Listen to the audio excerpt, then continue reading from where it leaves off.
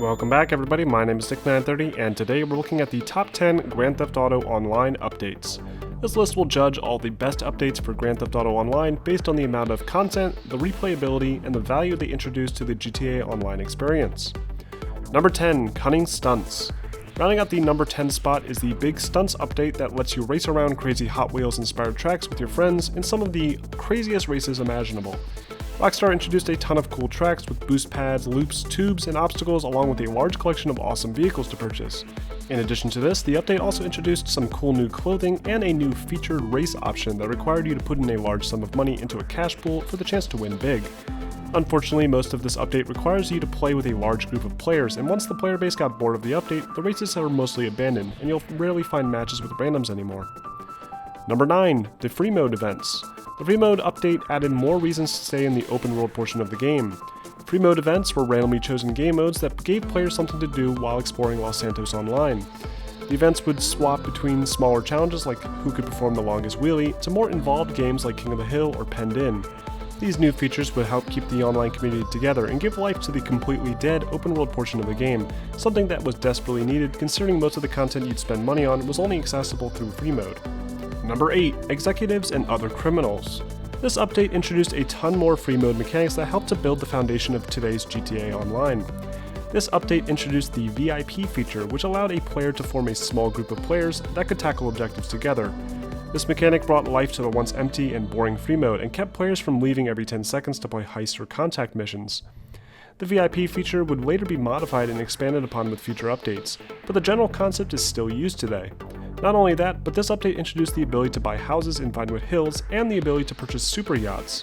Unfortunately, despite how cool these things sounded, they ended up being a total waste of money that added no real value to the online experience, and the giant yachts just float out in the middle of the ocean without a real purpose. I would have loved to see Rockstar add in a way to manage all your businesses from the yacht, but as it stands, the yacht is a giant floating reminder of all the money you used to have. Number 7, the Lowriders update. The Lowriders update introduced a ton of great features into the world of GTA Online. Before this update, all the content had been high-end vehicles, high-end clothing, and military-grade weapons. But with this update, we got something that you would expect from a Grand Theft Auto game: baggy 90s style clothing, Tech 9 machine guns, and Benny's Lowrider customization shop. Benny's shop added a whole new level of customization to vehicles in GTA Online and allowed players to change finer details like the interior, engine block, and even add in hydraulics to bounce your car down the road. The update was rich with this content and also included some well-designed missions based around stealing lowriders with Lamar. It did feel as though this update came a little late though, considering our characters had already been living in penthouse apartments with supercars and had significantly more influence in the city than Lamar. But they were still a lot of fun to play, and the variety in content was a much-needed change for Grand Theft Auto Online. Number 6, the Gunrunner update. The Gunrunner update expanded upon improvements made by previous updates like further advances in finance and felony, by giving us a new business to operate on and a new way to make money. It introduced a new property you could purchase that were essentially underground bat caves, complete with secret entrances and an arsenal of upgradable weapons and crazy vehicles. Players could now buy gigantic big rigs equipped with a command center and controllable mounted machine guns to dominate the streets of Los Santos, and could also complete missions and earn upgrades like a thermal scope for their weapons. Unfortunately, this update once again featured a ton of incredibly expensive purchases that only the most die-hard players could legitimately afford, and I personally never got much playtime out of this content because of that. Number 5, the Smugglers Run update. The Smugglers Run update is coming out this week, and we can already guess exactly how this content will be handled based on the past few major updates for GTA Online. Once again, Rockstar is giving us another business to manage, only this time we'll be making illegal deliveries by means of air transportation. This update features a ton of new aircraft, all of which had been heavily requested for years, including the Apache helicopter, and will allow players to buy their own hangar to store and customize their own Pegasus air vehicles. It's unclear how deep this customization goes, but I certainly hope we can finally equip our vehicles with anti-missile defenses like flares. If nothing else, this update adds some much needed variety to the open world, and we'll have to see how well it pans out this Tuesday.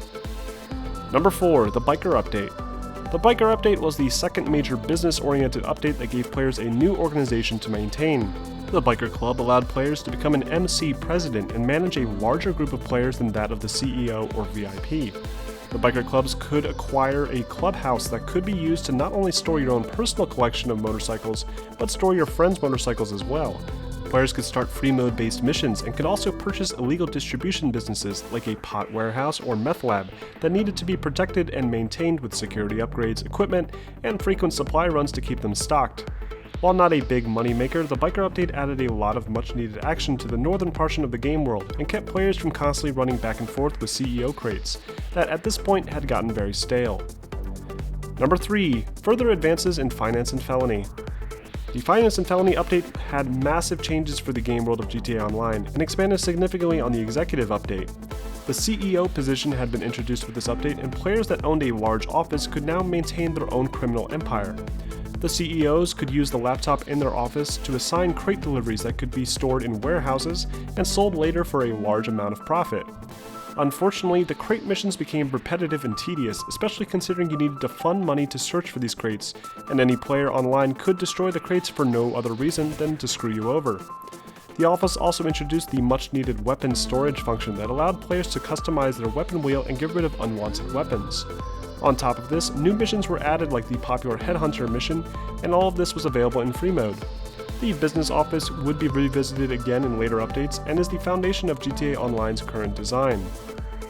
Number 2. ImportExport. The ImportExport update expanded on the Finance and Felony update with the ability to search for vehicles without having the obnoxious requirement to front money like the crates. Searching for vehicles worked instantly and gave you an opportunity to sneak up and steal high-end vehicles and store them in new vehicle warehouses. These vehicles could then be sold in bulk for a large amount of money, making it one of the most reliable and easy ways to earn money in Grand Theft Auto Online today. In addition to this, the ImportExport update featured a ton of missions that took place outside of free mode that let you and your friends drive some crazy experimental vehicles like an ATV that turns into a jet ski, or a car shaped like a giant ramp that could send cop cars flying into the air.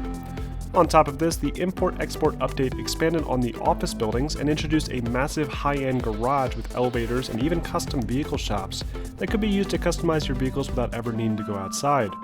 This update basically eliminated the space restriction on vehicles and made it so you can own as many vehicles as you could afford.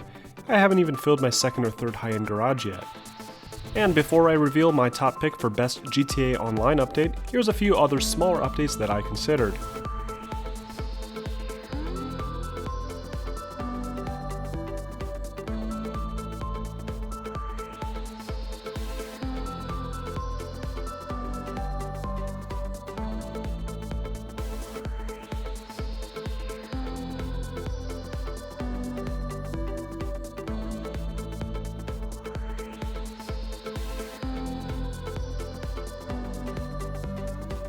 And my number 1 pick for best GTA Online update is the Heist update.